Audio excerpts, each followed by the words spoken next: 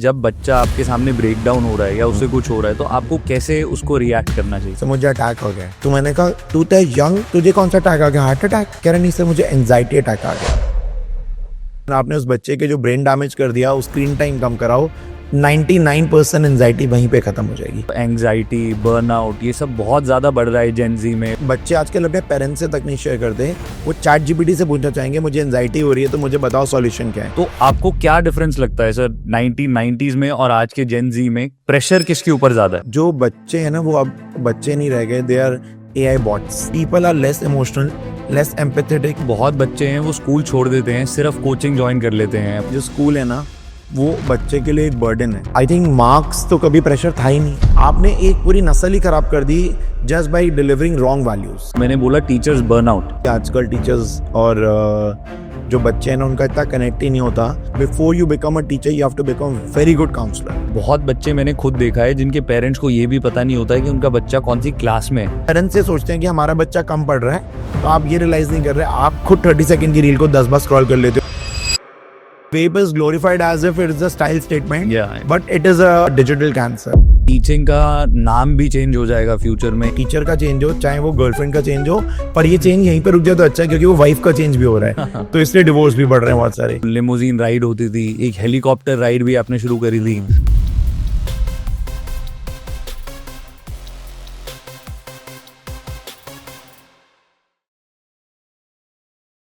हजार बच्चों की एक साथ एक टाइम पर पार्टी, चाहे आप टॉप करो या आप फेल हो, सब बच्चों को इक्वली रिवॉर्ड किया जाता है because he says effort is greater than reward. और आप इमेजिन करिए, अगर आपके सारे एफर्ट्स के बाद आप टॉप कर लेते हैं, आपको एक लिमोजीन लेने आती है और आपके लिए हेलीकॉप्टर राइड ऑर्गेनाइज होती है। ये सारा कल्चर, सब बच्चों को एक जैसा ट्रीट करना, ये कल्चर शुरू किया है एक इंसान ने, visionary in the world of education, mister Vivek Sehgal, founder of art of learning coaching centres. उन्होंने एक कोचिंग सेंटर को रेवोल्यूशन में बदल दिया। ये सिर्फ एक कोचिंग सेंटर नहीं, एक लाइफ कोचिंग सेंटर है। सिर्फ मार्क्स नहीं, माइंडसेट बनाते हैं। From inspiring thousands of students to creating a system that builds confidence and clarity. ये कॉन्वर्सेशन एक मास्टर क्लास होने वाली है। Let's dive in Schoolcast with Avyakt, episode number 19। Welcome Vivek sir to Schoolcast with Avyakt. Hi Avyakt, it's pleasure being here. Pleasure to have you here sir. It's honor. I think ये connecting to the roots is the best thing that we taught at AOL, and I'm seeing that. तो हर AOL का बच्चा comes back to us and just they share whatever they're doing and make us part of it in everything. I think in all happiness and all sorrow we are part of everything with our students. Sir, proud AOLite, बहुत खुशी होती है सबको। I am proud of you.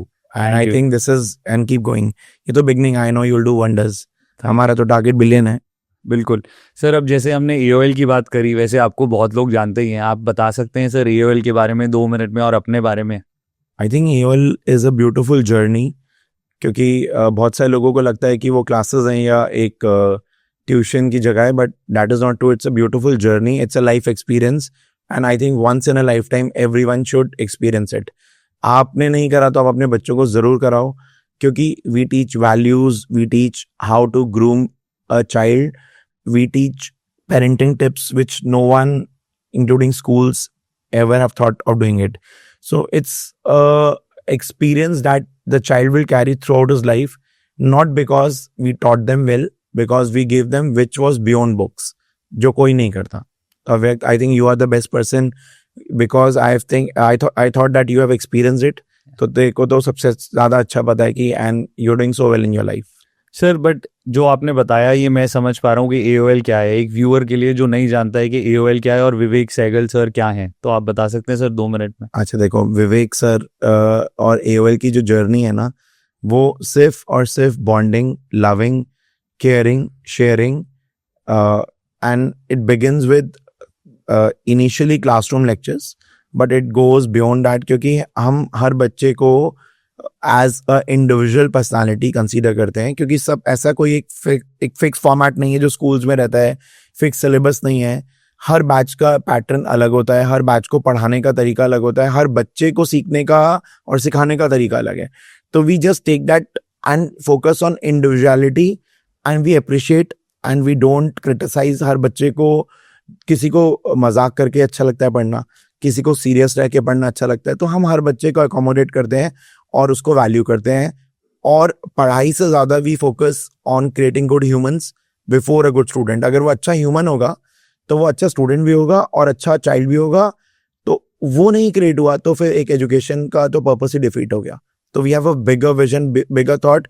अभी I think बहुत सारे parents और बच्चों को नहीं रियलाइज होता कि जो मैं बातें बोलूंगा तो they will not realise how important they are, but over the span, like it's my third decade, तो यू स्टडीड 2 decades बैक, तो you know how much good values help you to differentiate in the world जहाँ पे इतना competition, इतनी negativity, इतना झूठ, इतना सब कुछ है। उसमें आप अगर वो डिफरेंशिएटिंग लोग हो तो आप अपने आप जीत गए। दिस इज अ जो वॉर है ना, आपको वॉक ओवर मिल गया उसमें, क्योंकि वो लड़ाई आपने लड़ी नहीं, क्योंकि आप तो उससे ऊपर उठ चुके थे। You had a aerial view of looking at things, जहाँ पे you learn how to help others, you love to cooperate, you love to mentor, you loved as a peer group, you shared your journey with all of your friends।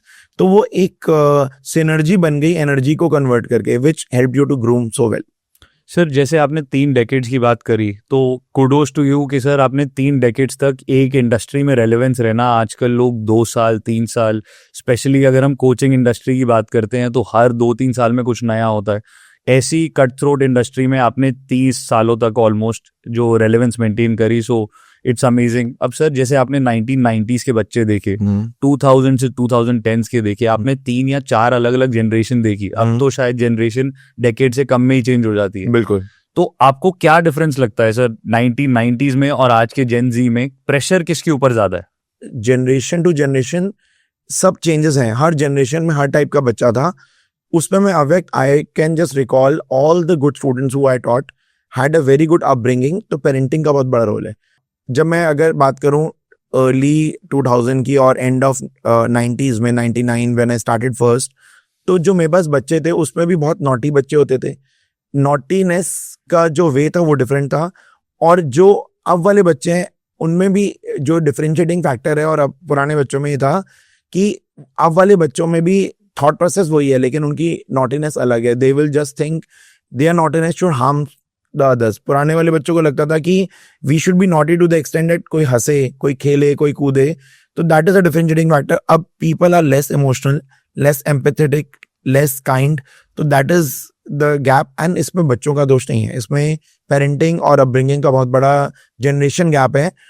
और पहले parents को लगता था कि हमें बच्चों को अच्छी जगह पे भेजना है ताकि वो अच्छा ह्यूमन बने।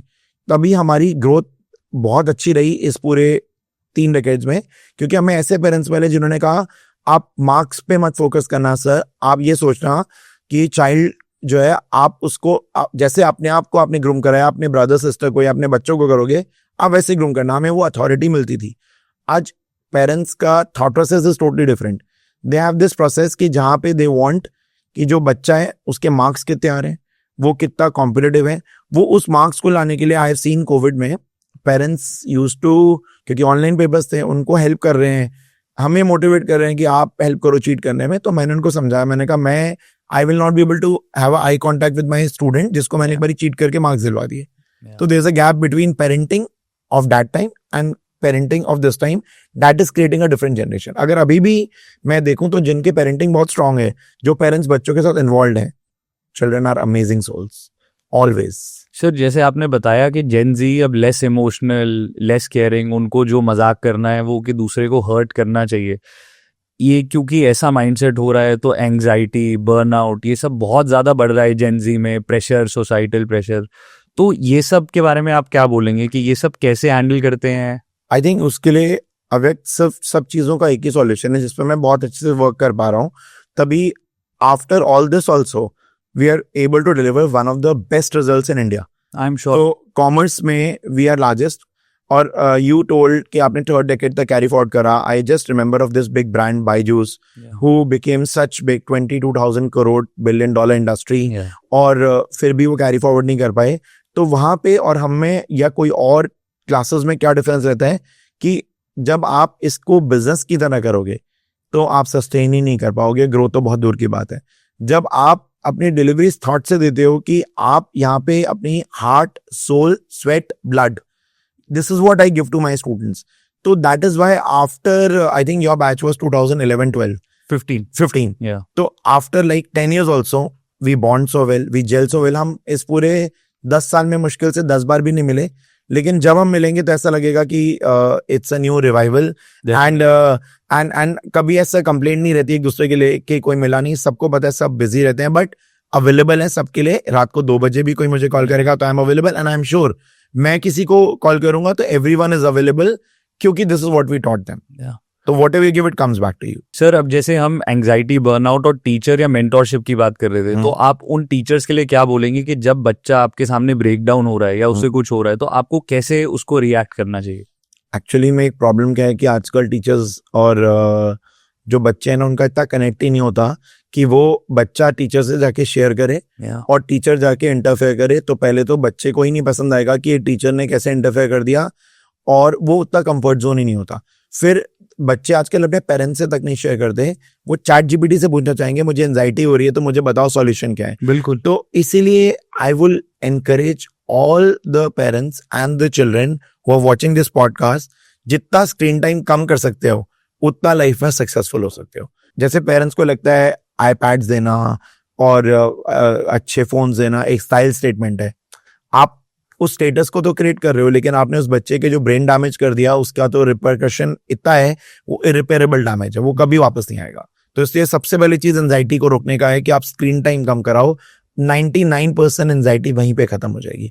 एंड स्टार्ट, जब आपका स्क्रीन टाइम कम होगा तो पेरेंट्स और बच्चों का, टीचर और बच्चों का इंटरेक्शन ज्यादा होगा, फ्रेंड्स का इंटरेक्शन ज्यादा होगा.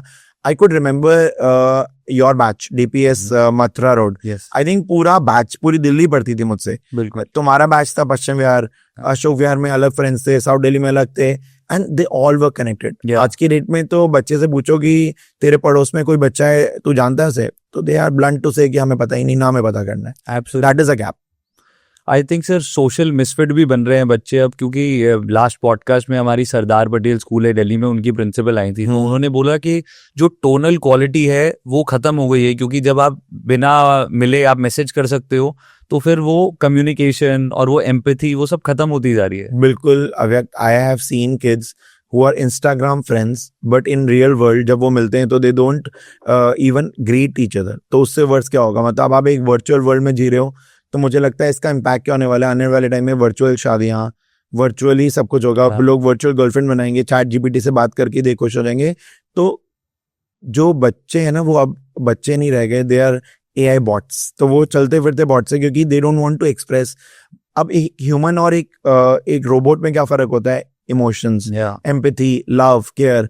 तो अगर वही चीज मिसिंग हो गई तो फिर वो बच्चे थोड़ी रह गए. तो वो they don't share, they keep it to themselves and they don't know how to gel up with their peer group and they don't know how to help.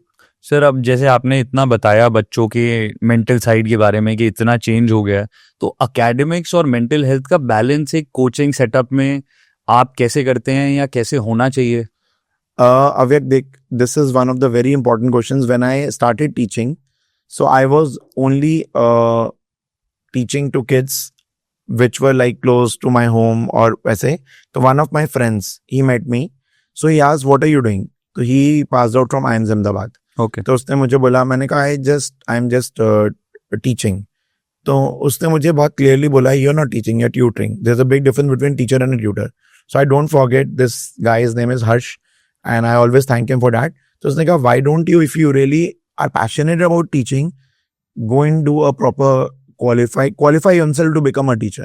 तब मैंने B.Ed करा, फिर M.Ed करा. एंड साइकोलॉजी मेरे पास एक बहुत अच्छा subject रहा, योगा मेरे पास सब्जेक्ट रहा, गार्डनिंग मेरे पास सब्जेक्ट्स रहे.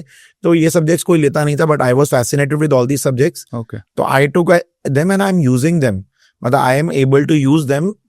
और वो मेरे रियल लाइफ एक्सपीरियंसेस हैं कि अब कितना इंपॉर्टेंट है एक बच्चे को. Before you become a teacher, you have to become a very good counselor. आपको अब चाइल्ड साइकोलॉजी समझना इतना इंपॉर्टेंट हो गया है कि आप उसको डिलीवर ही नहीं कर पाओगे अगर आप उसकी साइकी नहीं समझ पाते.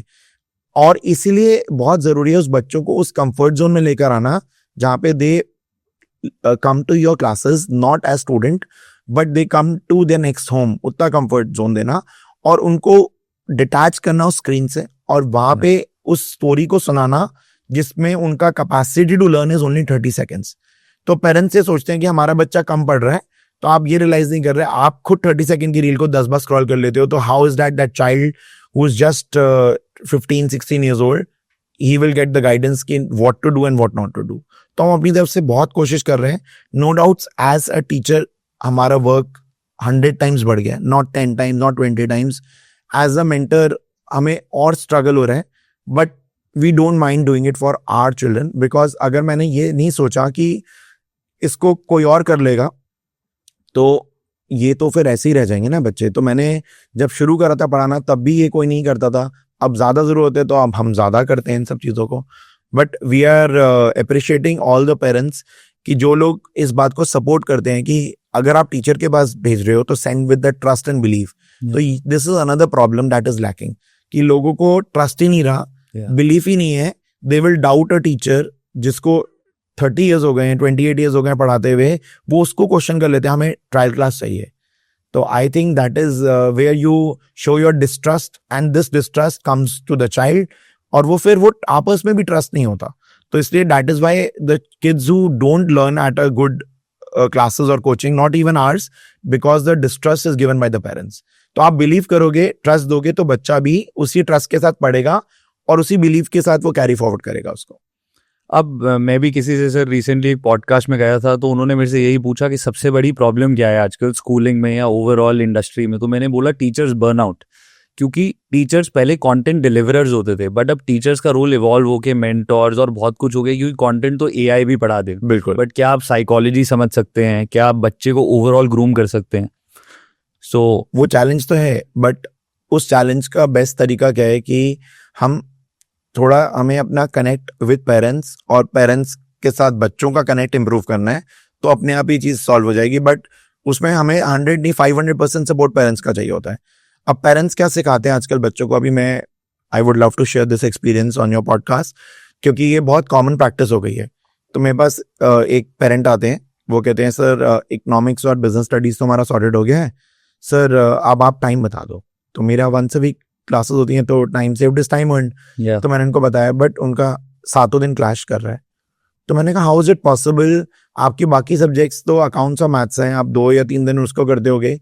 तो कहते नहीं सर, हमारे बच्चे की 2 अकाउंट्स की 2 मैथ्स की ट्यूशन है. तो मैंने कहा बट आपने ऐसा क्यों करा हुआ है? वो कहते हैं कि सर हमें लग रहा था वो टीचर अच्छा नहीं कर रहा तो हमने एक और ट्यूशन. तो मैंने कहा आपने टीचर को जाकर डिस्कस ही नहीं करा. तो मैंने कहा आपने बच्चे को अपने एक डिस्ट्रस्ट के साथ एक टीचर के साथ कनेक्ट करा, तो वो क्या आगे डिलीवर करेगा? जब वो टीचर समझाएगा वो कहेगा अच्छा मेरे पास तो दूसरा टीचर है, मैं समझ लेता हूँ. तो this is where the parenting goes wrong. आप बच्चे को स्टेबिलिटी नहीं दिखा रहे, आप एक्सपेक्ट कर रहे हो वो लाइफ में ग्रो करे, ग्रूम करे, सक्सेसफुल हो. वो होगा ही नहीं, क्योंकि आपने वैल्यू सिस्टम को ही किल कर दिया. आप सोच रहे हो सिर्फ कमर्शलाइजेशन है, कंपटीशन है, उसमें ग्रो करेगा. नहीं, कॉपरेशन से बड़ा ग्रोथ ही नहीं है. जिस दिन आप दूसरे के लिए एम्पैथी, थॉट प्रोसेस, कॉपरेशन करना सीख गए तो कंपटीशन की जरूरत ही नहीं. तो मैनेजमेंट सिखाता है cooperation not individualism. I think this was taught by Taylor इतने साल पहले. तो मैं तो बुक्स में पढ़ाता हूँ, लेकिन मैं रियल लाइफ में भी देख रहा हूँ कि पेरेंटिंग बहुत खराब हो गई है. तो वो स्टेबिलिटी मैंने पहले भी एक पॉडकास्ट में मेंशन किया कि stability is lacking among the kids, और वो पेरेंट्स से आ रही है. तो अगर पेरेंट्स ही नहीं दे पाएंगे, आई वुड लव कि मेरी daughter is learning guitar, she will have a complaint some other day, आज मेरे को सर नहीं सिखाया आज में. I will not change the teacher, I will encourage her to discuss and share the problem. I know every problem has a solution. तो मैंने उन पेरेंट्स को बहुत अच्छे से मोटिवेट करा. I don't know whether they will agree to me, क्योंकि वो तो उनका कॉल है. They have enough money to spend. अगर पैसे से ही एजुकेशन होती ना, तो अब एक शुरू से तुम्हारे बैचेस में we have taught all wealthiest people across Delhi, all big politicians, industrialists were part of एवल शुरू से ही, और अभी भी हैं. तो वो भी ये कर सकते थे कि सुबह मॉडर्न में दिलवाते, बिल्कुल सही बात, दोपहर को बच्चा डीपीएस जाता, शाम को वो एक संस्कृति में जाता. तो this is not going to work. आप एक स्कूल, एक teacher with trust, reliability, belief आपको रखना पड़ेगा. यहां से आप बच्चे की ग्रूमिंग प्रोसेस शुरू होता है. This is how things work. Sir जैसे आपने इतनी पेरेंटिंग की बात करी, सब कुछ ट्रांसलेट होता है पेरेंट से बच्चे को, तो क्या कोचिंग सेंटर्स में भी पेरेंट ओरिएंटेशन होना चाहिए? और क्या आप पेरेंट ओरिएंटेशन या पेरेंट मेंटोरिंग या पेरेंट साइकोलॉजी के लिए कुछ करते हैं? अवेक I would love to, but the challenge is bigger. उसमें बहुत सारे पेरेंट्स जो है ना, जब हमने 2-3 शुरू में अवार्ड सेरेमनीज में पेरेंट्स को इन्वाइट करने की कोशिश की, तो हमें रियलाइज हुआ कि जो parents were they were too busy कि वो बच्चे की अवार्ड सेरेमनी सबके वो हमें फिर कस्टमाइज ही करना पड़ेगा कि आज अव्यक की अवार्ड सेरेमनी है, कल एनी की अवार्ड सेरेमनी है, किसी और की है, तो वो मुश्किल होगा।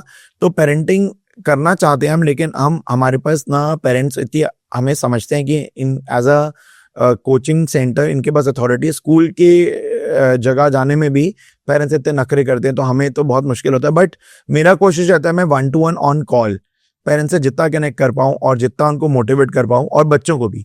अभी मेरा एक लेटेस्ट एक्सपीरियंस है, तो एक बच्चा एब्सेंट था क्लास में, तो मैंने जनरली पूछा आज ये बच्चा absent, I would not love to share the name, तो दिस इज वेरी लेटेस्ट। तो एक जनरली मैं अगर अवेक तुम नहीं आओगे तो it's my concern, this my love to your child, कि अगर कोई नहीं बैठा 100 बच्चों के बैच में तो मैं, या 50 बच्चों के बैच में, तो मैं पूछूंगा, क्योंकि मेरे पास मैंने कोई इलेक्ट्रॉनिक अटेंडेंस सिस्टम नहीं यूज करा, बट मेरा प्यार ही मेरी अटेंडेंस है हर बच्चे के लिए, कि अगर कोई नहीं है तो मैं पूछूंगा मेरे कंसर्न के लिए। तो किसी एक बच्चे ने बोला कि नहीं वो तो ट्रैवल कर रहा है कहीं पे, तो पेरेंट्स को मैंने कहा अच्छा ट्रैवल कर रहा होगा, मैं तो बात खत्म हो गई। पेरेंट का सडनली मैसेज आया कि आप मेरे बच्चे को क्लासमेट को डिस्कस कर रहे हो। तो आई वाज सरप्राइज, मैंने कहा मैंने तो कोई डिस्कशन ही नहीं किया, मैंने तो सिर्फ ये पूछा बच्चा क्यों नहीं आया। तो उन पेरेंट्स का व्यू पॉइंट था कि हम ट्रैवल कर रहे हैं तो हम सारी दुनिया को थोड़ी बताएंगे हम ट्रैवल कर रहे हैं। तो मैंने आपके असिस्टेंट को बता दिया, मैंने कहा मैं अवेयर नहीं था, असिस्टेंट अवेयर होगी, तो मैंने पूछ लिया, इट्स ओके। तो बट मुझे उनको कन्विंस करने में टाइम लगा 10 मिनट, कि मेरे को कोई सेल्फिश इंटरेस्ट नहीं, आपका बच्चा नहीं आएगा तो मैं एक बारी भी नहीं पूछूंगा, बट अगर वो नहीं पूछ रहा तो मैं अपनी ड्यूटी को पूरा नहीं कर रहा। तो it is my duty to ensure that every child who is attending my class is present. तो कोई नहीं आता तो आई फील ऑफेंडेड, और मुझे लगता है कि जब मैंने अपनी टाइम एनर्जी दी है तो why the child is not present, तो it's my duty to do that. तो हर पेरेंट्स को मैं बोलूंगा अगर आपको ऐसे टीचर मिल रहे हैं तो आप प्लीज उनको अप्रिशिएट करो, क्योंकि टीचिंग एक बहुत एक्सटिंक्ट प्रोफेशन होने वाला है और रेयरेस्ट ऑफ रेयर लोग रह जाएंगे। मार्केट में क्या होने वाला है, जिस तरह के बच्चे वैसे टीचर, जेनजी टीचर आएंगे, जेनजी बच्चे, तो वो डिफरेंट ही सिनेरियो होगा, जिसमें बच्चा कहेगा मुझे पढ़ने का मन नहीं, टीचर कहेगा मेरे को पढ़ाने का मन नहीं। दोनों विन विन मॉडल हो जाएंगे। अभी आज टीचर्स हैं जो पूछते हैं आपके बच्चे को कि क्यों नहीं आया, आपने मुझे फीस दे दी, then I have no reasons to ask, लेकिन मेरी ड्यूटी है, मेरी कॉन्शियस अलाउ नहीं करती, और मैंने अपनी लाइफ में अपने सारे बच्चों को इसी तरह से ग्रूम करा है, तो मैं एक पेरेंट की वजह से अपना पैटर्न नहीं बदलूंगा। तो I will try to change the parents, but उसमें मेरे थॉट से मैटर नहीं करेगा ना, मैटर करेगा उस पेरेंट को भी सोचना पड़ेगा, अगर ये टीचर मेरे बच्चे के लिए इतना कंसर्न शो कर रहा है तो why should not we go and appreciate him, ये मैटर है। सर आई थिंक अब टीचिंग का नाम भी चेंज हो जाएगा फ्यूचर में, या तो हम गुरुकुल मेथड में भी चले जाएंगे, कुछ तो चेंज होने वाला है, लेकिन आपके जैसे टीचर हमेशा सर सॉलिड रहेंगे क्योंकि आप लोग केयर करते हैं। थैंक यू अवेक, हम चाहते हैं हमारे जैसे टीचर रहें और हम भी रहें, बिल्कुल, चाहे एआई है चाहे कुछ भी है, बट टीचिंग जो है एक बहुत नोबल, एक बहुत हार्टफुल और बहुत सोलफुल कनेक्ट है बच्चे से, और उसमें अच्छे टीचर्स को अच्छे बच्चे मिले, अच्छे बच्चों को अच्छे टीचर्स मिले, this is what is lacking. तो as a teacher by heart by soul मैं यही चाहूंगा कि मैं अपनी लास्ट ब्रेथ तक, इनफैक्ट नेक्स्ट 7 जन्म तक भी टीचर ही बनूं। I loved it so much, तो मुझे रिग्रेट नहीं है कि अब जनरेशन बदल गई है, ठीक है, जनरेशन बदल गई है तो हमें उस जनरेशन को वापस बदलना पड़ेगा, उनको अच्छे गुड्स देने पड़ेंगे, बुरे हमें भी तो हमारे पेरेंट्स ने गलत चीजों के लिए टोका था। बिल्कुल सर, अब जैसे आपने कुछ बताई चीजें जो प्रॉब्लम है जेन जी में, और कुछ चीजें अच्छी भी देखी होंगी आपने, तो कुछ ऐसी 2-3 चीजें बता सकते हैं जो पुरानी जनरेशन आज की जनरेशन से बेटर सीख सकती हैं? I think they are too dynamic, उनको चेंज पसंद है, चाहे वो लाइफ का चेंज हो, चाहे वो कपड़ों का चेंज हो, चाहे वो फेवरेट रेस्टोरेंट का चेंज हो, चाहे वो टीचर का चेंज हो, चाहे वो गर्लफ्रेंड का चेंज हो, पर ये चेंज यहीं पर रुक जाए तो अच्छा है, क्योंकि वो वाइफ का चेंज भी हो रहा है तो इसलिए डिवोर्स भी बढ़ रहे हैं बहुत सारे। तो I am not only doing teaching for my kids, I am doing marriage counselling for my students. मतलब मैं एक साल में कम से कम 50-60 ऐसे बच्चों से इंटरेक्ट कर रहा हूँ who are not getting married and उनके parents want them to get married. तो I am doing that too, and parents are like कि सर आपकी बात जरूर सुनता है। I just got a call from Australia. Okay. One of my students is in Australia, तो उसके dad ने मुझे कॉल करके कहा my daughter think that आप you're the fittest person to find a match for my daughter. तो I just felt so great कि इतना ट्रस्ट रखना और इतना बिलीव करना मेरे पे, तो वो जनरेशन का गैप है. और अब जो जनरेशन है वो टू डायनेमिक है, तो dynamism is good but stability is better. मतलब वो दोनों ही प्रिंसिपल है. डायनेमिक भी एक वर्ड है मैनेजमेंट में और स्टेबिलिटी भी है, but stability is better than being dynamic. Dynamism for learning technology AI is good, but dynamism to the extent कि आप रिलेशनशिप कोई कॉस्ट कर रहे हो, that is worse. I think आजकल के लोग मेच्योर भी जल्दी होते हैं, दूसरों को समझते जल्दी हैं. बहुत चीज़ें हैं, दोनों जनरेशन एक दूसरे से सीख सकती हैं. सर, अब जैसे आपने पेरेंट्स की बात करी थी कि पेरेंट्स ट्रैवल कर रहे हैं, बहुत बच्चे मैंने खुद देखा है जिनके पेरेंट्स को ये भी पता नहीं होता है कि उनका बच्चा कौन सी क्लास में है. तो ऐसे पेरेंट्स के लिए आप 2-3 चीज़ें क्या बोलना चाहेंगे? मैं दोनों तरह के पेरेंट्स का बताता हूँ व्यक्त. एक अब आप बहुत सारे बच्चे मेरे पास आते हैं जो सिंगल चाइल्ड है, और तो फोकस लाइट एक ही बच्चे पे रहती है. मतलब I had a brother sibling, तो मेरा जो ब्रदर है रोहन, तो हमारे पेरेंट्स का हमेशा स्पॉटलाइट 2 जगह रहता था. तो मतलब ऐसा नहीं था कि मेरे को लगे कि ओवर प्रेशरिस्टिक है. तो ऐसे बच्चे जो सिंगल चाइल्ड हैं, या तो वो ओवर पैम्पर्ड है, या फिर वो इतने ज्यादा पेरेंटिंग का पार्ट बन चुके हैं कि पेरेंट्स हर जगह इंटरफेयरिंग है, तो वो पेरेंट्स बैलेंस नहीं कर पा रहे. सेकेंड काइंड ऑफ जो पेरेंट्स हैं वो खुद अपने सोशल सर्कल में अपने आप को प्रूव करने में है, पीयर प्रेशर में कि हमें कहाँ ट्रैवल करना है, किस तरह के कपड़े पहनने हैं, उसमें वो बच्चों को मिस आउट कर जाते हैं. या बच्चे जो है ना वो सबसे अच्छे इमिटेटर्स हैं. तो whatever you do they will imitate. तो आपने कुछ उनको सिखाया, they will be the first one to imitate. आपने नहीं सिखाया, then also they the first one to imitate. आपने कुछ गुस्सा करा, आपने कोई एब्यूसिव लैंग्वेज यूज करी, तो उनको लगता है अच्छा ये तो एक तरीका है काम कराने का, तो दे विल डू दैट. तो I think this is where the gap comes कि हम पेरेंट्स को सिखाना चाहते हैं कि आप as a parent just spend more time with your child, understand what the value system works for your child, understand delivery जो टीचर्स आपने उनको दिए हैं, उनको आप सिखाओ कि वो टीचर नहीं है. मेरे को एक बच्चे ने बहुत साल पहले लिख दिया गुरु ब्रह्मा गुरु विष्णु, तो मैंने उससे पूछा ये तो बहुत बड़ा श्लोक है, तूने इसका क्या कह रहे कि अगर गुरु और भगवान आपको सामने दिखे, तो साक्षात भगवान ने कहा कि आप गुरु को पहले इंपॉर्टेंस देना, क्योंकि गुरु ही ऐसा है जो आपको भगवान से कनेक्ट करता है. तो हमने वो अपब्रिंगिंग देखी और वही दी है. और अब हम डाइवर्सिटी देखते हैं तो हमें भी लगता है कि व्हाट इज हैपनिंग. तो इसलिए टीचर्स भी बर्न आउट हो रहे हैं. और अगर उसमें एक अच्छा टीम वर्क बनाए ना, पेरेंट टीचर और स्टूडेंट, तो बहुत अच्छी जनरेशन क्रिएट हो सकती है. सर, पेरेंट्स को ज्यादा हैंड्स ऑन होना चाहिए या इंटरफेयरिंग होना चाहिए ओवरऑल बच्चे की लाइफ में? नहीं, मैं चाहूंगा कि उनको self discipline, self respect, self confidence develop करना चाहिए.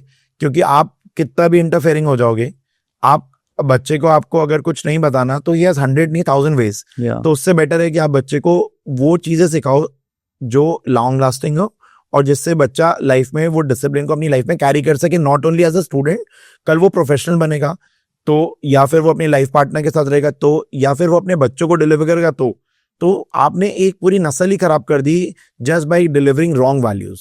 वो मैटर करेगा. आई थिंक बहुत पेरेंट्स ये भी गलती जो मैंने देखा है कि वो सेम तरीके से हर बच्चे को ट्रीट करते हैं, जैसे वो बड़े हुए वैसे ही वो अपने बच्चों को भी ट्रीट करते हैं, जो कि चलता नहीं है. आई थिंक बिल्कुल नहीं चलता, क्योंकि पेरेंट्स जो है ना, उनका थॉट प्रोसेस है कि पहले तो ऐसे होता था.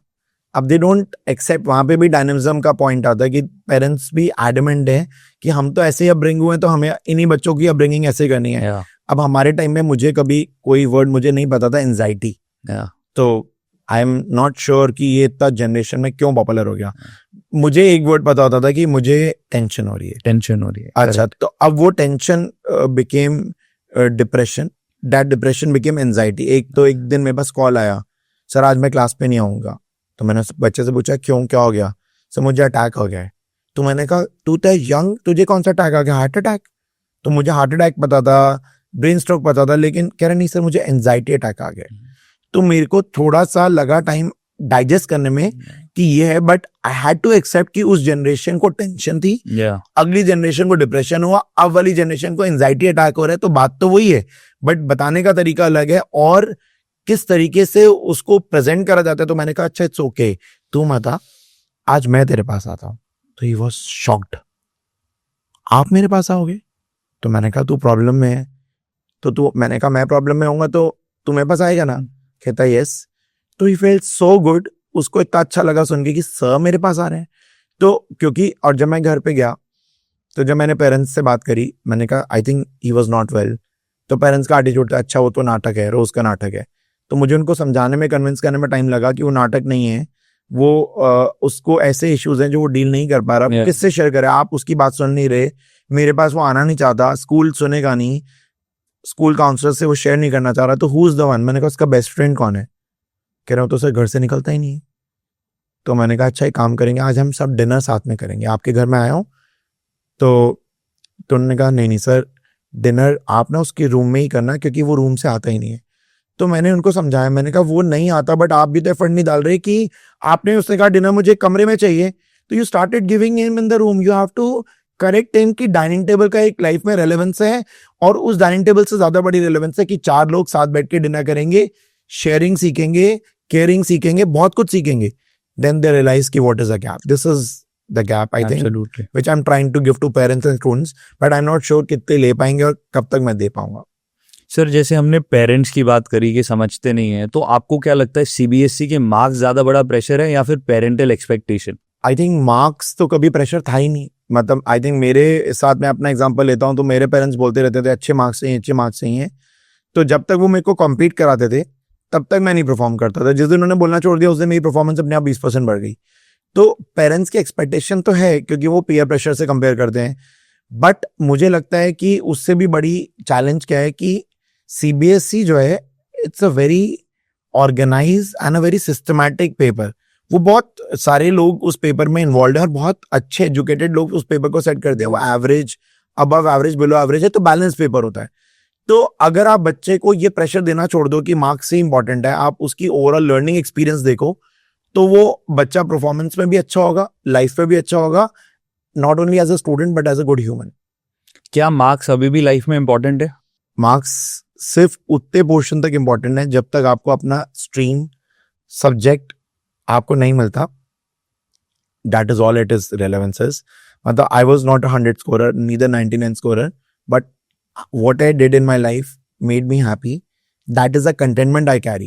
Maybe I don't मेरा ड्रीम था कि मैं रोल्स रॉयस कभी ड्राइव करूं, बट और मेरा ड्रीम था उससे पहले, मैं ड्राइव करने से पहले मेरे लाइफ में कुछ ऐसे स्पेशल लोग हैं जिनको मैं गिफ्ट करूं। मेरा थॉट हमेशा गिफ्टिंग रहता है खुद ड्राइव करने से पहले।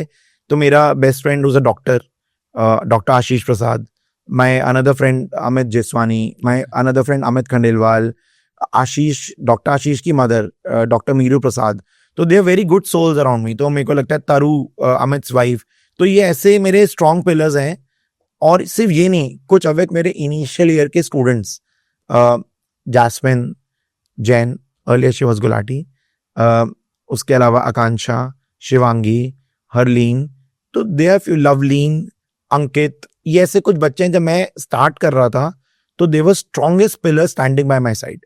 एंड माई फर्स्ट स्टूडेंट, मैंने पिछले पॉडकास्ट में भी इसका नाम लिया, सुदीक्षण मगू।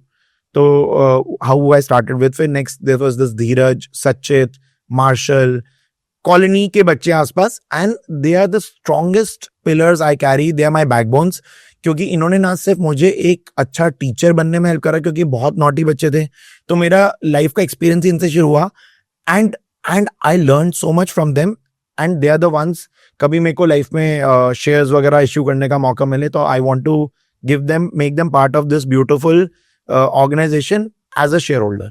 और मेरा मन है इन सब के लिए एक एक रोल्स रॉयस आई थिंक मैं गिफ्ट कर दूं इन सबको। तो मेरे थॉट प्रोसेस थोड़े डिफरेंट चलते हैं कि मेरे को गिफ्टिंग का बहुत शौक है। मतलब लव इज हो गया ना एक रोल्स रॉयस। 100% अब तेरे लिए तो I think what you are doing and the kind of soul you are.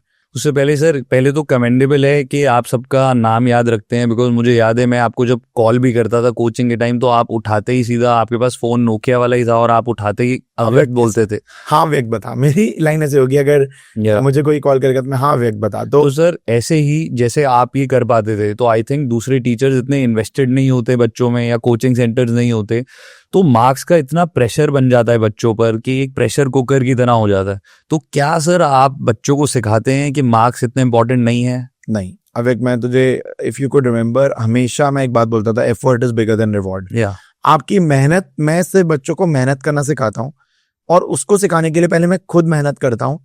जबकि हमारा concept is not hard work, it's smart work है। Yeah. तो हम उस मेहनत को स्मार्ट वर्क से सब्स्टिट्यूट नहीं कर सकते। मैंने आपको स्मार्टनेस क्या दी, वंस अ वीक क्लास।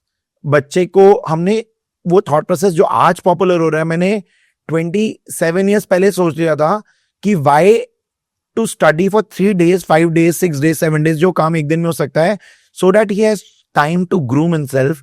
मैं अपनी लाइफ में यहाँ पे एक बहुत चीजें मिस कर गया। I wanted to play guitar, I love music, I love dancing, I love to play some sports, but मेरे पास कभी टाइम ही नहीं था।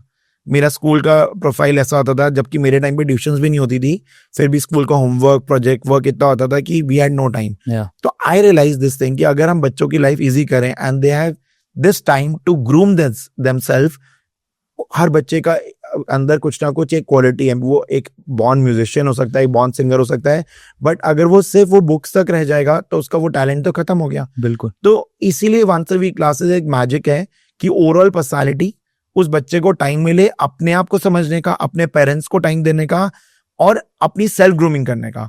तो इसीलिए ये मैजिक इतने साल तक वर्क कर पाया और आज इतने सारे एवल के बच्चे, they are doing so well in their life, they are billionaires, they are millionaires, not in terms of money but kind of blessings they are carrying, and पैसा तो आएगा ही आएगा जब blessings आएंगी। तो this is what the success story is all about। पैसा तो एक पोर्शन है सक्सेस का, बट आप एक अच्छी सोल बने और आपको लोग याद करें। देखो awake, when I praise you in front of you, that is excellent, but if I start praising you, अब जैसे first day you called me, तो मैंने आरती को बताया व्यक्त, तो she was excited then more than what I was excited, although I was busy with some things in my life. तो but still मतलब मेरा पैशन उतना ही था कि अव्यक्त ने बुलाया तो मैं उतने एफर्ट से करूं। बट आई थिंक ये चीजें इसलिए हैं क्योंकि what ever I give I got back in the form of love, respect, I am still getting, और मिलता रहेगा मुझे डेफिनेटली। और नहीं भी मिलेगा तब भी। जब मेरे को ये डिलीवर कर रहा था तो मैंने सोचा नहीं था कि ये सब मिलेगा, तो मैंने डिलीवर करा, तो मुझे अब मिले ना मिले मेरी तो ड्यूटी है डिलीवर करना। गिविंग की बहुत कमी है आजकल सोसाइटी में और लोगों को देना चाहिए। सर जैसे आपने बोला effort is greater than reward, तो एज अ सोसाइटी हम सिर्फ उन बच्चों को ही क्यों रिवॉर्ड करते हैं जिनके 95 100 आते हैं, हम बाकियों को क्यों नहीं रिवॉर्ड करते हैं? I think you missed out that. मैंने तो हमेशा अवार्ड सेरेमनी में आई थिंक थॉट ही बदल दिया था। बिल्कुल, क्योंकि मुझे खुद ही कभी आई वॉज 89% स्कोरर इन माई अपने बोर्ड्स में। तो मैं अपने स्कूल में सेकंड टॉपर था। मेरा बेस्ट फ्रेंड गौतम सेठी स्कोर्ड 90, जबकि हम एवरेज स्टूडेंट्स थे, और मेरे 89 थे, मेरे को याद है बिजनेस स्टडीज में, और मुझे कोई अवार्ड नहीं मिला स्कूल से। तो मुझे लगा 90 पे अवार्ड है, 89 पे क्यों नहीं है। बिल्कुल। और वो अवार्ड नहीं मैटर करता, वो एप्रिसिएशन मैटर करती है। तो इसलिए हमने तो उस प्रोसेस को बदला। इसीलिए हमने सब बच्चों को सिखाया कि रिस्पेक्टिव वॉट एवर स्कोर, आपका एफर्ट इतना होना चाहिए कि when you look into the mirror आप ये अपने आप को सेल्फ अप्रिशिएट कर पाओ। इससे ऊपर तो मैं मेहनत कर ही नहीं सकता था, उससे अच्छा कोई रिवॉर्ड ही नहीं है। सर जैसे आप ये करते हो मैं अवेयर हूँ, इसीलिए मैंने आपसे ये पूछा, आप दूसरे कोचिंग सेंटर्स या दूसरे टीचर्स या दूसरे पेरेंट्स को क्या बोलना चाहोगे कि जिनके कम मार्क्स आए उनको बच्चे के साथ रिवॉर्ड कैसे करना चाहिए? देख, मैं मेरा बेस्ट पार्ट लाइफ का ये रहा है कि मैंने कभी सोचा ही नहीं कि दूसरे भी एग्जिस्ट करते हैं। ना मुझे पता है कि मेरे आसपास और कोचिंग सेंटर्स और क्या है उनका, क्योंकि सबकी अपनी आइडियोलॉजी है। बिल्कुल। और सबका अपना प्रोसेस है। तो I am no one to tell them कि वो क्या करें, बट जो हम करते हैं लोग हमें फॉलो कर लेते हैं। तो I think it's the either way round. मतलब मेरे बिना बोले हुए अगर वो कर रहे हैं तो आई थिंक मैं बेंचमार्क एक सेट कर दिया और एक अच्छा काम कर रहा हूँ, तभी वो फॉलो कर पा रहे हैं हमें। And they are trying to, बहुत सारे लोग मुझे बोलते हैं they are trying to copy you, they are trying to copy you. तो मुझे लगता है कि वो बहुत बड़ी एक सेल्फ सेटिस्फैक्शन है when you do something originally with your heart, और कोई और बंदा उसको कॉपी करके करे तो आपको वो सेटिस्फेक्शन होगी ही नहीं, चाहे वो कुछ भी हो, चाहे वो अवार्ड सेरेमनी हो, चाहे वो कुछ भी हो। तो मतलब आई नेवर थॉट कि उस अवार्ड सेरेमनी से मुझे क्या गेन होगा क्या नहीं होगा। I wanted to appreciate. जब मेरे पास इनिशियली स्टार्ट करता था तो मेरे पास कोई अवार्ड्स नहीं थे, मेरे पास कोई जगह नहीं थी जहाँ हम गेट टुगेदर करें। तो मैं अपने घर पे अपनी मॉम से अच्छा सा डिनर कुक करा के उनको बच्चों को 4 बच्चों को घर बुला लेता था, तो वो भी अप्रिसिएशन था। तो जरूरी नहीं है किसी को कोई मोमेंटो दो तो वो अवार्ड है। तो little appreciation also play a big role. And same I just keep telling to all parents कि do that to the teachers also. It's a thing that whatever you give it comes back. आप appreciation दोगे तो वो आपके बच्चों के लिए teachers और अच्छा काम कर पाएंगे. बिल्कुल सर, इसके लिए डेफिनेटली आपका बहुत ज़्यादा अप्रिशिएट करना चाहूँगा कि आई डोंट थिंक कोई भी सेंटर दिल्ली में, जितना मैं भी जानता हूँ, कि इतनी हज़ार या उससे भी ज़्यादा लोगों की, हज़ारों लोगों की कोई पार्टी करता है और उसमें सारे बच्चों को अवार्ड भी मिलता है और सब बच्चे आते हैं, बहुत मज़ा भी आता है. वो ना अब होती हैं, बहुत सारे सेंटर्स करने लग गए हैं, पर वो ऑर्गेनिक नहीं है ना. तो वहाँ पे वो बच्चे हमारा, अगर वो, सबसे पहले तो मैं इस पॉडकास्ट पे क्लियर करता हूँ, बहुत सारे लोग मिसअंडरस्टैंड करते हैं कि वो पार्टी है, but it is award ceremony. अब वो बच्चों की अवार्ड सेरेमनी वो फिल्म की तरह नहीं हो सकती कि वहाँ पे उसमें भी एंटरटेनमेंट होता है. तो बच्चों के लिए एंटरटेनमेंट क्या होता है? Get together. उनके लिए क्या एंटरटेनमेंट है? अगर मैं उसको फॉर्मल अवार्ड सेरेमनी करता हूँ तो उनका पर्सपेक्टिव अलग होगा. पेरेंट्स को लगता है हो सर तो पार्टी करते हैं. बहुत सारे लोग मेरे को मिसअंडरस्टैंड करते हैं और ये जितने बाकी सेंटर्स है वो प्ले करते हैं वहाँ तो पार्टी प्लेस है. तो it's not true. It's only that what we do to make our children happy. आप भी, आप उनका बर्थडे होता है तो आप भी उसको पार्टी कहते हो. बिल्कुल. और आप वहाँ पे उनके फ्रेंड्स को बुलाते हो, तो वही हम करते हैं, बस उसमें अवार्ड भी देते हैं साथ में.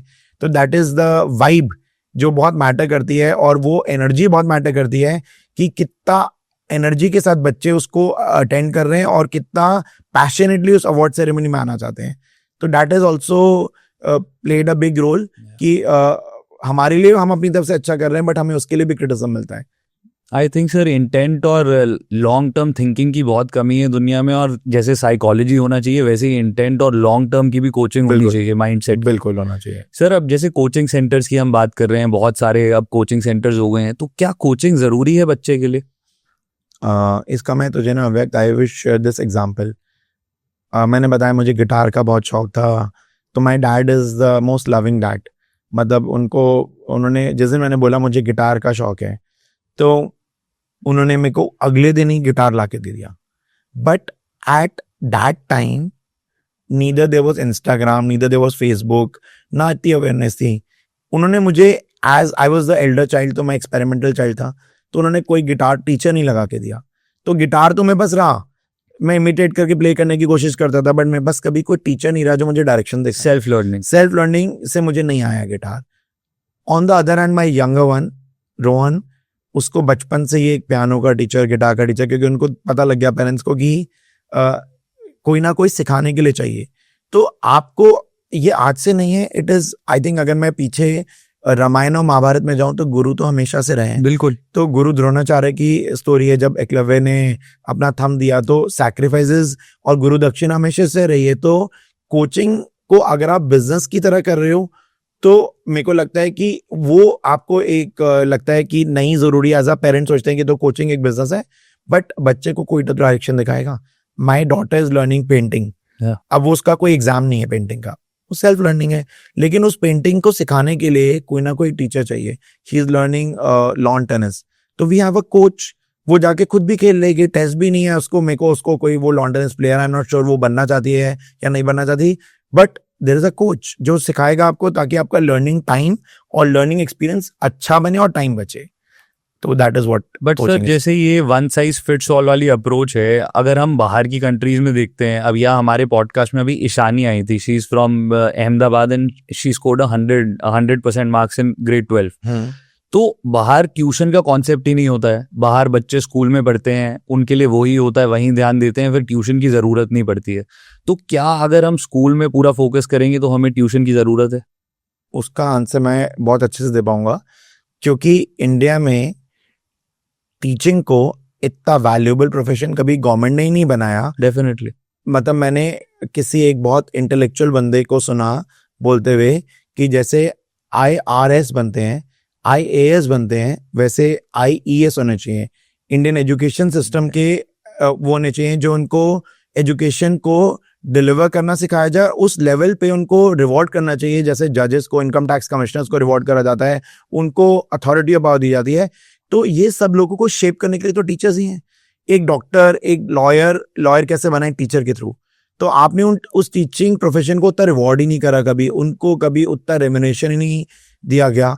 और I think reward is not that money, वो एप्रिसिएशन में नहीं. स्कूल टीचिंग में बहुत सारे teachers who have the calibre have to follow the fixed pattern, either curriculum followed by the school made by the school और CBSE, तो वो free play नहीं है। अब मैं जब अपनी क्लासेस में जाता हूं तो I have a free play, I can give endless examples to ensure that child understands the concept. उनके लेवल पे जाके कॉन्सेप्ट समझाना पड़ता है। जैसे अभी लेटेस्ट मेरे को मार्केटिंग का कॉन्सेप्ट पढ़ाना था, तो I think this haunted doll which is become popular, तो उससे मेरे को सिखाना पड़ा बच्चों को, तो दे लव दिस वे, तो this is how things work. नहीं सर, रोट लर्निंग से तो हमें आगे बढ़ना है, और आपके मुझे कॉन्सेप्ट्स अभी तक याद है, आपने पढ़ाया था law of diminishing marginal utility. बहुत अच्छे से याद है, क्योंकि तुमने कभी बुक ही नहीं खोली पढ़ते टाइम। बिल्कुल बिल्कुल, मतलब मैं तुम्हें कभी बुक्स नहीं खुलवाता था, तो वो चीज learning is like delivering without books without copies. तो मुझसे सुन के जाते थे, वो दिमाग में बैठ जाता था। बिल्कुल, that is how things work. और वो कभी स्कूल में नहीं होता। स्कूल में कॉपी बनाओ, होमवर्क बनाओ, बिल्कुल, प्रोजेक्ट वर्क करो, तो वो बच्चा मन से जिसको प्रोजेक्ट करना है उसको करने दो। होमवर्क मेरा क्या होता है कि सेम काम को घर जाके रिपीट कर लो, that is what the homework is. Sir अब जैसे मैंने law of diminishing marginal utility बताया, मुझे 10 साल हो गए और मुझे आज भी याद है। I am impressed. तो 2-3 चीजें आप स्कूल टीचर्स को क्या कहना चाहेंगे कि जिससे वो बेटर तरीके से कर सकें, पढ़ा सकें? आई थिंक हर बंदे का अपना तरीका है, तो आप टीचिंग में तभी आओ। मैं स्कूल टीचर्स को नहीं, अक्रॉस द वर्ल्ड बोलना चाहूंगा। टीचिंग बाहर क्या होता है, जो एक्चुअली टीचर बनना चाहता है वही टीचर बनता है। बिल्कुल। इंडिया में क्या होता है कि जो टीचर नहीं भी बनना चाहता उसको भी बनना पड़ता है। फैमिली प्रेशर, कई बार आपकी सिचुएशन ऐसी होती है, क्योंकि सबसे इजी है कि आप जाके टीचिंग में बीएड का कोर्स करो, आपको एक सिक्योर जॉब मिल जाएगी, बट इट्स नॉट ट्रू। ना तो जॉब सिक्योर्ड है, और टीचिंग एक बहुत डिमांडिंग और बहुत कमांडिंग प्रोफेशन है। तो कुछ लोग जो मजबूरी में टीचर्स बन गए, मतलब initially when I started I also never knew I wanted to become, but मैं टीचिंग में इसलिए रहा कि मैं उसको एंजॉय करता था। और अब will not believe me, my dad had a construction business, he was into उस टाइम पे बिल्डिंग मटेरियल सप्लाई करते थे वो। तो my dad wanted me to join him, but मैंने जब टीचर बना तो उन्होंने मुझे बोला, अरे यार तेरे को टीचर ही बनना है, तू मैथ्स पढ़ा दे, साइंस पढ़ा दे। मैं पढ़ाता था एसएसटी। उस समय 1999 में ना एसएसटी कोई पढ़ना चाहता था, बिल्कुल, ना कोई पढ़ाना चाहता था। लोग कहते तो रटने वाला सब्जेक्ट है। तो हमने उस सब्जेक्ट को भी इतना पैशनेटली डिलीवर करा कि जो मुझसे एसएसटी पढ़ा उसने ही मुझे आगे कहा कि मुझे आगे भी पढ़ाओ। Then I used to love eco and business, I started teaching. तो मैंने जो खुद अच्छा था, मैं उसको ही किसी और को अच्छा लगवा सकता हूँ ना। तो इसलिए आप टीचर तब बनो जब आपको लाइफ में ये पता हो कि आप एक्चुअली बाय हार्ट सोल से टीचर हो। अगर आप वैसे नहीं हो तो स्कूल में हो या कोचिंग सेंटर में आप डिलीवर नहीं कर पाओगे। और अब तो आई एम यंग जनरेशन के लिए मैं बोलूंगा कि इट इज मोर डिफिकल्ट, क्योंकि पहले भी वो कोई बहुत अर्निंग प्रोफेशन नहीं रहा। और आप अर्न करते हो, आप ऐसा लगता है सबको कि कोचिंग सेंटर्स वाले बहुत अर्न करते हैं, बट एंड टू मीन्स होता है उनका भी। मतलब अगर ऐसा होता तो अब तक मैं सबको प्राइवेट जेट्स गिफ्ट कर चुका होता या रोल्स रॉयस गिफ्ट कर चुका होता।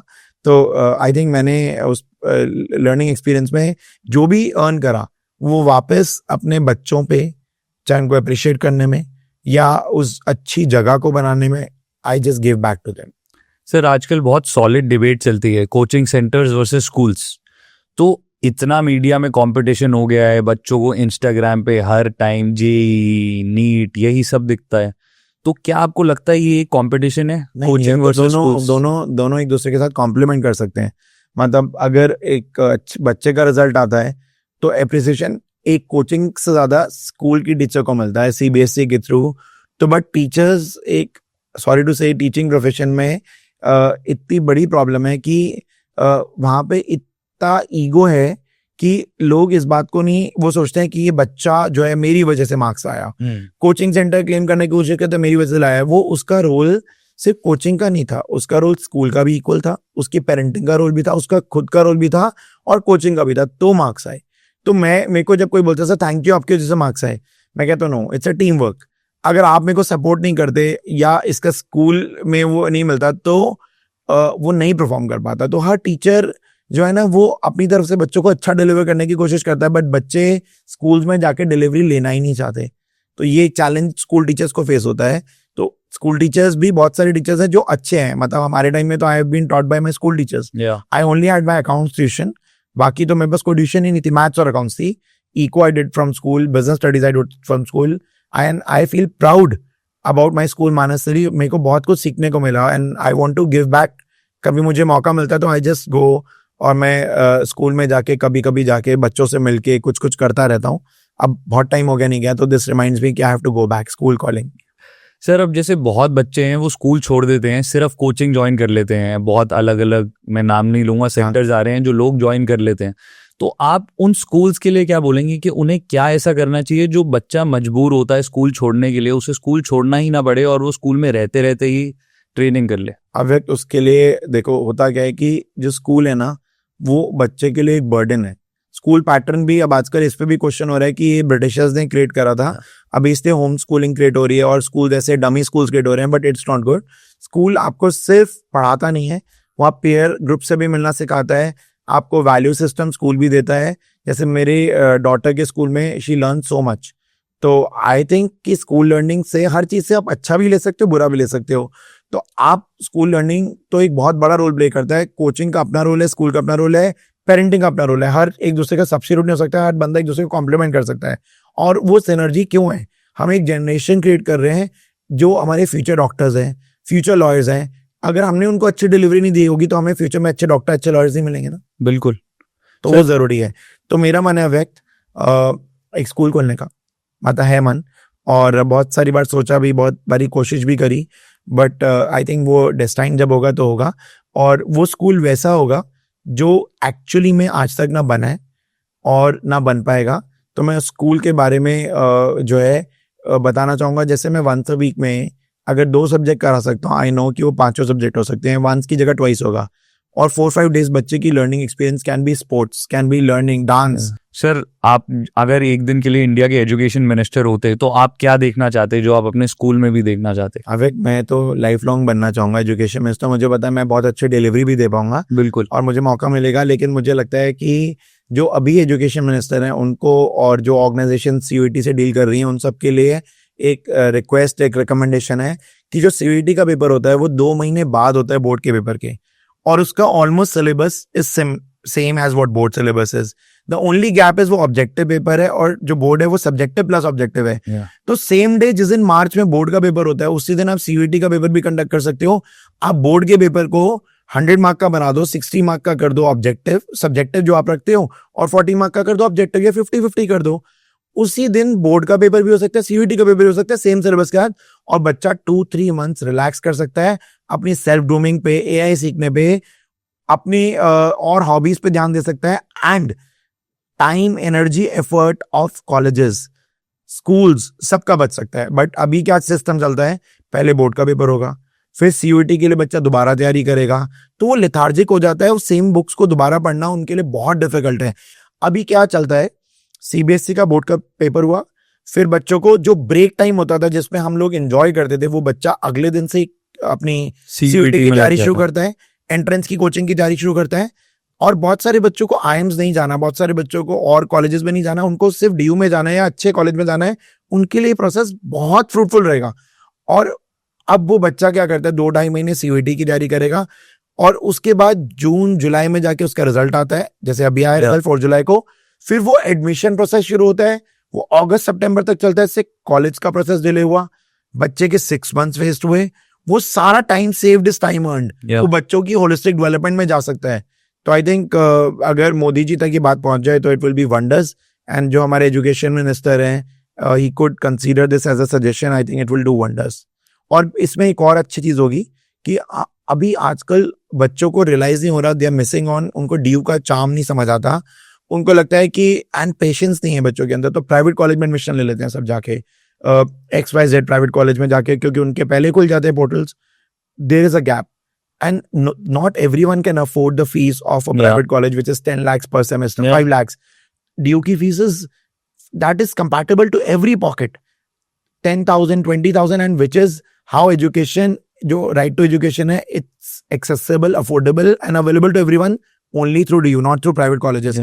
तो मैं वो मोटिवेट करना चाहता हूँ कि मेजॉरिटी बच्चे उस एक्सेसिबिलिटी, अफोर्डेबिलिटी और अवेलेबिलिटी को तभी ले पाएंगे अगर ये सिस्टम को सीबीएसई और सीयूटी का paper same day same syllabus पे कंडक्ट करा जाए, एंड बच्चों को टाइम मिले 4-5 मंथ्स अपने आप को ग्रूम करने का।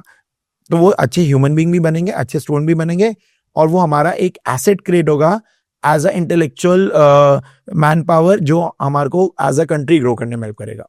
सर हमने स्कूल की इंपॉर्टेंस की बात करी कि स्कूल का कोई भी ऑल्टरनेटिव नहीं है, क्या बच्चों को कॉलेज जाना चाहिए? कॉलेज, मेरे डैड ने मुझे बोला था नो नॉलेज विदाउट कॉलेज, क्योंकि उस समय एक्सपोजर नहीं होता था। बिल्कुल। उस समय आपको इंटरनेट अवेलेबल नहीं था, गूगल चैट जीपीटी अवेलेबल नहीं था, हमें रास्ता याद रखना पड़ता था और रास्ते याद रहते थे। अब गूगल से आप देख सकते हो, गूगल मैप से। तो कॉलेज की रेलेवेंस भी वही है कि आप सिर्फ learning is not books and पढ़ाई, you learn by going to the college, making friends. और वो फ्रेंड्स, अब आज की डेट में मैं किसी से बोलता हूँ, अच्छा किसी पेरेंट ने मुझे बोला हमें अपने बच्चे को इस कॉलेज में भेजना है, it's the most expensive college in Gurgaon and Delhi. तो मैंने कहा बट क्यों? कहते we want to create a network. तो मैंने कहा वो एजुकेशन से बड़ा उनके लिए नेटवर्क है, वो फ्रेंड से बड़ा एक बिजनेस है। तो वो चीजें मिस कर रहे हैं लोग कि अच्छे फ्रेंड्स एक लाइफ का सबसे बड़ा एसेट है। मैं अपनी लाइफ में जो अच्छा कर पाया, आई have taught more than 50-60,000 kids and single handedly, वो अपने उन इनिशियल ईयर्स के बच्चों की वजह से, उन फ्रेंड्स की वजह से। हर बैच के बच्चों से, तुम्हारा 2015 का बैच, 2014 का बैच अगले बैच को सपोर्ट सिस्टम देता था, मुझे बहुत कुछ सिखाता था, तभी हम एज अ टीचर भी ग्रूम हो पाए। तो उन सबको मैं क्रेडिट देता हूँ जिन्होंने उस समय हमें हेल्प करा to become what we are today, and support system maintain रखा, हम पे ट्रस्ट रखा, बिलीव रखा। वो बहुत बड़ा रोल है। सर आई थिंक कॉलेजेस, अगर मैं खुद को 10 years बैक जाता हूँ तो मुझे लगता है अगर मैं अभी जितना मेरे को थोड़ी सी विजडम है तो मैं शायद कॉलेज नहीं जाता। क्योंकि कॉलेजेस में जो भी आप सीखते हैं 4 साल के स्पैन में, वो आज आप ऑनलाइन 3 महीने 6 महीने में सीख सकते हैं, और जो फ्रेंड्स बनाना है वो आप स्कूल से ही सीखते हैं, और वो लाइफ लॉन्ग चलता रहता है। अब एक गेम क्या होती है कि कॉलेज और स्कूल सबकी अपनी अपनी रेलेवेंस है। अगर ऐसा होता कि स्कूल्स और कॉलेजेस की रेलेवेंस नहीं होती तो अब तक तो सारे वर्ल्ड के courses, Harvard university, Oxford, Cambridge, ऐसे बंदों के ऑनलाइन पे आ चुके होते। अब टेक्नोलॉजी इतनी है। बिल्कुल। तो why people are shifting from online platforms to offline? क्योंकि learning a concept is not the salvation, learning the concept with the peer group and learning through them and with them, peer to peer learning, वो experience है। अब I think आप कोई भी अच्छे restaurant में जाके अच्छा food across the world, Michelin star restaurant में भी जाके खा सकते हो, but you enjoy that food when you are sitting in a company. बिल्कुल। तो वही लर्निंग भी इन अ गुड कंपनी। तभी मैं अपने हर बच्चे को बोलता हूँ your vibe decide your tribe. तभी मैं चाहता हूँ कि जब एक बच्चा ज्वाइन करता है तो उसके साथ बहुत सारे फ्रेंड्स ज्वाइन करते हैं। अब वो मिस आउट हो रहा है, तो अब बच्चों के फ्रेंड्स ही नहीं है, तो इसीलिए उनका लर्निंग एक्सपीरियंस हो रहा है। तब मैं, जब कोई हमारे पास बच्चा आता है, आई इंश्योर दैट कि उसके फ्रेंड्स के ग्रुप का पार्ट बने वो, और उसके और बाकी स्कूल फ्रेंड्स भी पार्ट बने इस जर्नी का। सर क्या CUET गेम चेंजर है? Definitely it's a game changer for private colleges. It is they all are leveraging so well, मतलब it's a summer bonanza for them, क्योंकि जो लोग पे कर सकते हैं और अफोर्ड कर सकते हैं, अब वो पहले जो ड्यू में भी जाते थे, अब वो ड्यू भेजते ही नहीं अपने बच्चों को, क्योंकि इतना लंबा प्रोसीजर हो गया है कि वो ड्यू तक का टॉलरेंस और पेशेंस ही नहीं रहा। तो it's adding boost to all private colleges, मतलब उनके लिए बहुत अच्छा है। जो अफोर्ड कर सकते हैं इट्स गुड, बट जो नहीं कर पा रहे वो लेफ्ट ऑफ फील करते हैं, और वो कहीं ना कहीं पीयर प्रेशर में नहीं अफोर्ड करते हुए भी उन कॉलेजेस में एडमिशन लेते हैं। That is a troublesome thing, जो इसके बारे में कोई बात नहीं करता। सर CUET में सारे कॉलेजेस आते हैं? Majority of them. अब तो बहुत सारे प्राइवेट कॉलेजेस भी, मेजॉरिटी DU एंड जो अच्छी टॉप यूनिवर्सिटीज हैं वो CUET स्कोर्स को कंसीडर करें। अब some private have also started doing it, तो विच इज गुड कि एक कॉमन प्लेटफॉर्म पे है। बट उसका एग्जाम का जो पैटर्न है, अगर सेम सिलेबस है, अच्छा CUET का एक और ड्रॉबैक है, उन्होंने डिलीटेड सिलेबस को ऐड कर दिया उसमें। तो जो चीज आपने इतने थॉट प्रोसेस से डिलीट करी, आपने क्यों डिलीट करी थी? क्योंकि उसकी रेलेवेंस प्रैक्टिकल लाइफ में नहीं थी। अब आपने उसको वापस ऐड कर दिया, तो वो पर्पस ही डिफीट हो गया ना डिलीट करने का। या तो आप उसको CBSE कोर्स में भी डाल दो, या फिर वहां से CUET से भी हटा दो। इसके बारे में कोई नहीं बात करता। तो I think your podcast should reach to all authorities, CBSE, NTA, जितने भी ऑर्गेनाइजेशंस इस को सुनेंगे, I think they can just take up ideas from what I mentioned. बिल्कुल, I am sure it will add a lot of value. Sir अब वापस चलते हैं लिमोजिन पर। सर ये लिमोजिन क्या है, हम जो बात कर रहे हैं? जो लिमोजिन कुछ नहीं था, it was a way of appreciating my students. और मैंने तो, मतलब लिमोजिन तो सबको पता, लेकिन बहुत चीज़ें नहीं पता। मतलब my wife used to make chocolates before the exam for every child. मतलब 1000 लोगों के लिए, 10,000 लोगों के लिए चॉकलेट्स घर पे बनती है हमारे प्रसाद। तो जब वो प्रसाद बनता है हमारे घर में, तो हम सब एक मील स्किप करते हैं, तो मैंने अपनी वाइफ को बोला भी कि हम इसको आउटसोर्स क्यों नहीं कर लें, क्योंकि कहीं से बनवा लें, but she is so particular about कि इट्स अ प्रसाद. जब हम अपने घर पे प्रसाद बनाते हैं, she is a very spiritual religious person. तो कल पूर्णमासी की पूजा थी, तो हमारे घर पे चरणामृत बना, हमारे घर पे वो पंजीरी का प्रसाद बना. तो मैंने कहा, कहती ये क्यों मैं घर पे बनाती हूँ. तो दिस इज हाउ, तो to appreciate someone anyway is the way we just wanted to give to the children. Sir I think intent की बात है. Intent is very important. और मुझे याद है जब मैं आपसे पढ़ता था तो आप, एक तो लिमोजीन राइड होती थी, एक हेलीकॉप्टर राइड भी आपने शुरू करी थी, और आप आई थिंक एक हवन रखते हैं सब बच्चों के लिए. बिल्कुल सर, और क्या क्या आप करते हैं सब बच्चों के लिए? ये तो वो है जो सबको दिखता है, फ्लैशी. और जो नहीं दिखता कि मैं अपनी हर क्लास को इतना एनर्जेटिक, इतना लविंग, इतना केयरिंग बनाता हूँ कि kids travelled even in your batch. Alisha, she is now married. She used to travel from Shimla to attend my class. It was थोड़ा unusual. सार्थक और Alisha cousins थे, तो सार्थक is from DPS RK-Puram. सार्थक Lakshya Narula, one of the finest souls I've taught Alisha. तो वो शिमला से यहाँ पे ट्यूशन पढ़ने आई, and she had a dream to go to LSR. Loreto Shimla से LSR 2 साल अपने ड्रीम को कैरी करा, ट्रस्ट करा, बिलीव करा, पेरेंट्स को कन्विंस करा to move from Shimla to Delhi. अब पेरेंट्स को अगर किसी को बोल रहा हूँ पंजाबी बाग से या नारायणा से आ जाओ, you used to travel from Narayana, और उस समय कोई फ्लाईओवर्स नहीं थे, ट्रैफिक होता था. बट आपको ज़ील थी, लर्निंग एक्सपीरियंस था उस क्लास की, ऑरा था जो आपको बाइंड करता था, आपका पेयर ग्रुप बाइंड करता था. और वो एनर्जी इतनी ब्यूटीफुल एनर्जी है जिसकी वजह से आप सब सक्सेसफुल हो. तो मुझे लगता है कि वो किसी को नहीं पता, but my every class has that beautiful energy, that beautiful vibe and that learning experience जो कहीं नहीं मिलता. इनफैक्ट मेरी एक स्टूडेंट की मदर है, उमंग खंडेलवाल, उन्होंने बहुत अच्छा ब्यूटीफुल लाइन बोली, मुझे बड़ा टचिंग लगा. मैं हर जगह शेयर करता हूँ ये. अगर आप अपने बच्चे को कुछ गिफ्ट करना चाहते हो, तो she took that mic from me and announce in the class. कुछ पेरेंट्स भी बैठे हुए थे, बच्चे भी थे, तो आप उनको AOL की जर्नी गिफ्ट कर दो. तो Umang is an Imperial College, अभी लंदन अच्छा कर रहा है, बहुत very decent obedient child I thought. और मुझे उसका बर्थडे भी याद है, दिस इज 7th December. तो मतलब मुझे ऐसे लगता है कि इतनी अच्छी बातें पेरेंट्स से, और वो लाइन इतनी पंचिंग बन गई. तो बहुत सारे पेरेंट्स को ये रियलाइज हुआ कि कोई पेरेंट ही क्यों बोल रहा है कि आप उनको प्रॉपर्टी मत दो, उनको ज्वेलरी मत दो, बट AOL की जर्नी गिफ्ट कर दो. तो it is valued over and above the material things. It's something which is salvation. Definitely. Sir, अब सिर्फ मटेरियल चीज़ों की बात करते हैं, तो मटेरियल चीज़ों में आप क्या क्या करते हैं बच्चों के लिए? वो मटेरियल चीज़ें मैंने कभी ये नहीं सोच के करी कि बहुत सारे लोग बोलते हैं मार्केटिंग था, बट वो कभी मार्केटिंग नहीं था, क्योंकि मेरे को तो अप्रिशिएट करना था बच्चों को. अगर मेरे को उसकी जगह कुछ और था तो मैं वो करता. मेरे हर अप्रिसिएशन को बच्चे रिलिश करते हैं. मतलब अब छोटी सी बात है, अगर मैं आरती के लिए कोई गिफ्ट खरीदता हूँ तो it is not a material thing, it is from heart and soul that I want to gift her. चाहे वो बहुत एक्सपेंसिव रिंग हो, या एक छोटा सा उसके लिए कुछ एक छोटा सा हेयर क्लच हो, तो मैं जो मुझे पसंद आएगा, I will not hesitate to buy for her. जैसे आई एम पैशनेट, आरती की शॉपिंग मैं ही करता हूँ. मतलब she is not a good person who likes to shop. तो मतलब वो कहती है कि तुम्हारे अंदर एनर्जी कैसे आती है? तो क्योंकि मेरे अंदर एनर्जी शुरू से ही थी बच्चों के लिए करने की. तो मैं कुछ भी होगा फ्रॉम बिगनिंग, फ्रॉम कोई मुझे ड्रेस पसंद आएगी तो मैं उसको मोटिवेट करूंगा, I am loving this dress, you should buy. And mainly matter नहीं करेगा ड्रेस बहुत एक्सपेंसिव है कि वो इनएक्सपेंसिव है. अगर मुझे अच्छी लग रही है तो it has a value to it, because the dress being expensive will look good on Aarti is something I am dodging myself. If Aarti wear something it looks good on her, it has a different perspective. तो मैंने कभी कोई भी चीज material सोच के नहीं करी. सर, आपकी ये बातें वैलिडेट भी हो जाती हैं, क्योंकि बहुत लोग आके बहुत कुछ करते हैं. बहुत लोग और भी आएंगे जो लिमोजीन कर देंगे, हेलीकॉप्टर राइड कर देंगे, बट वो इतना लॉन्ग लास्टिंग नहीं होगा. और उनका intent you can read through the line. जब इतने सालों की हम बात करते हैं, सर कमेंडेबल. आपसे बहुत कुछ थैंक यू अवेक सीखने को मिलता है.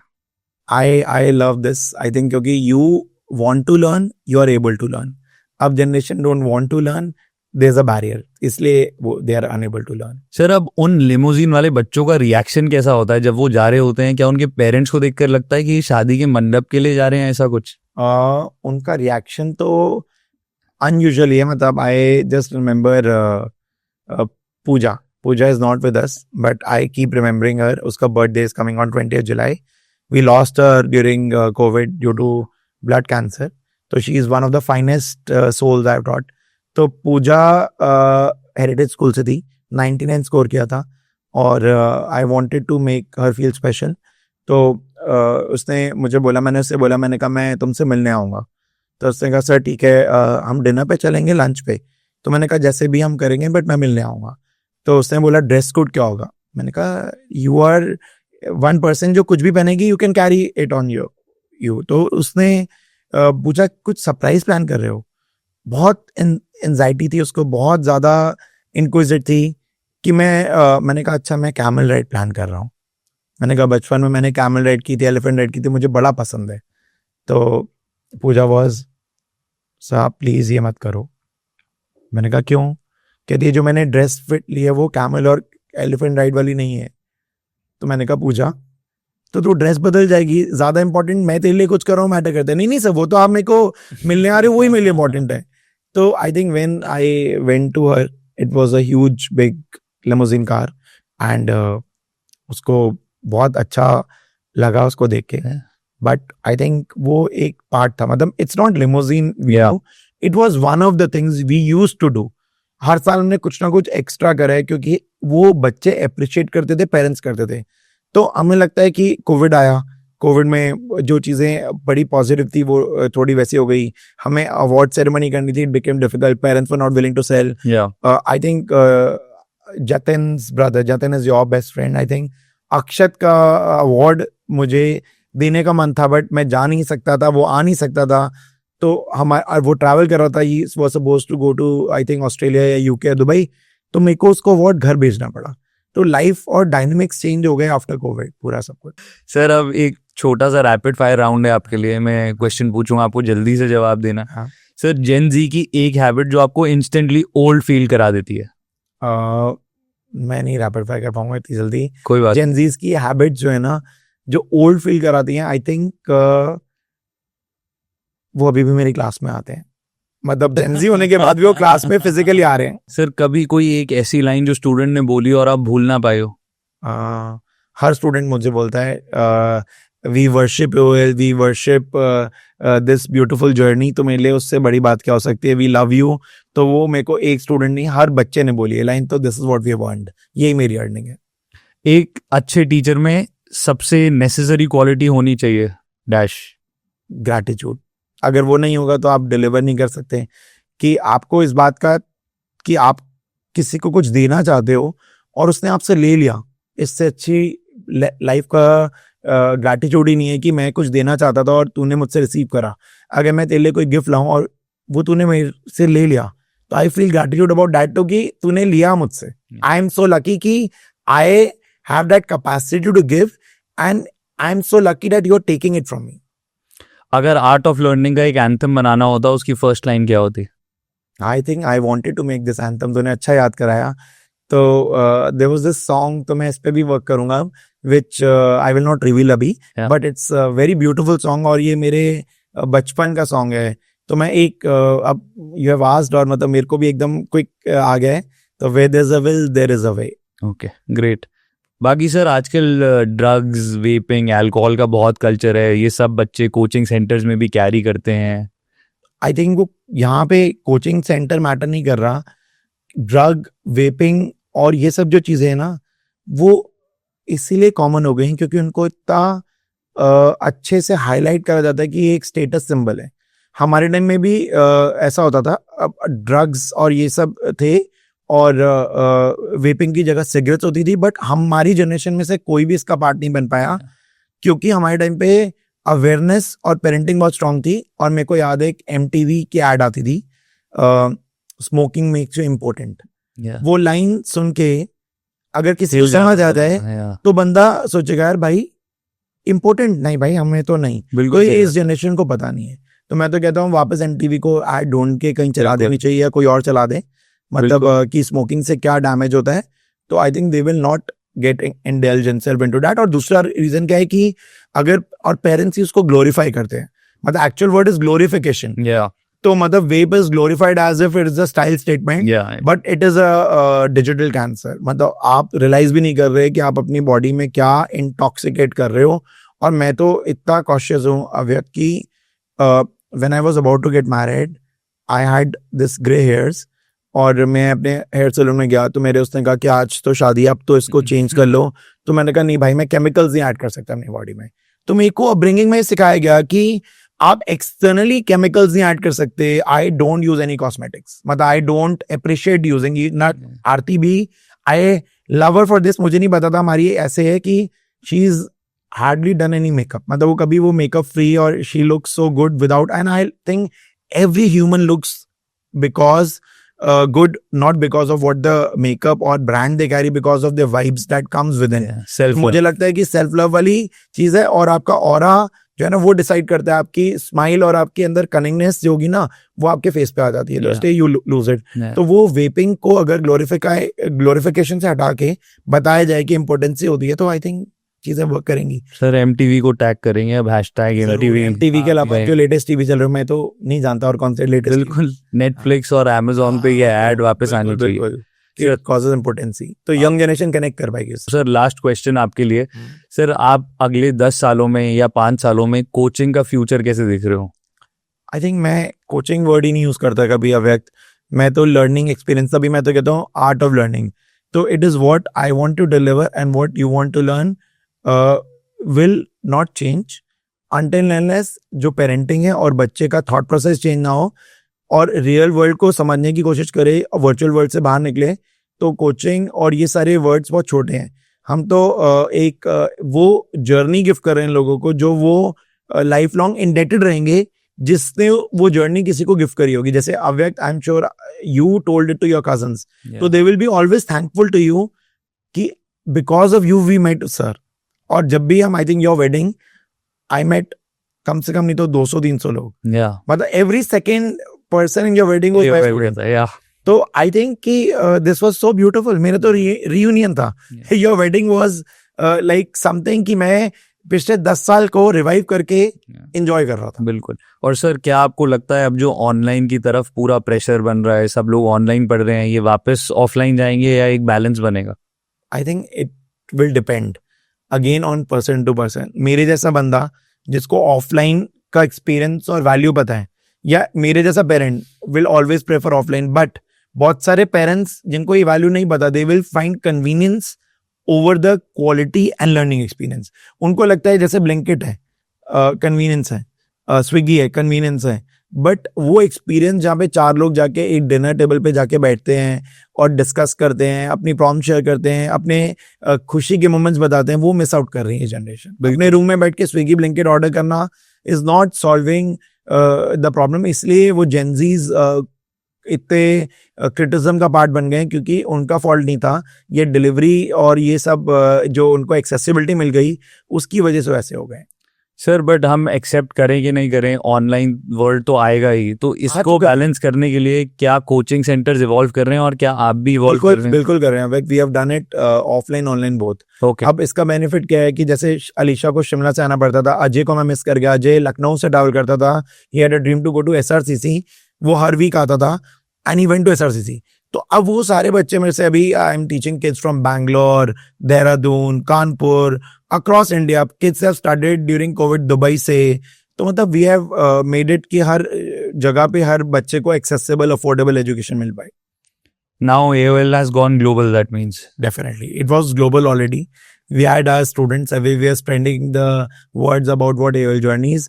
And I think आप दूसरी कंट्री में कहीं हो और आप फंस जाओ, कोई दिक्कत हो जाए, तो आप जोर से चिल्लाओ AOL, तो आपको 10 लोग मिल जाएंगे।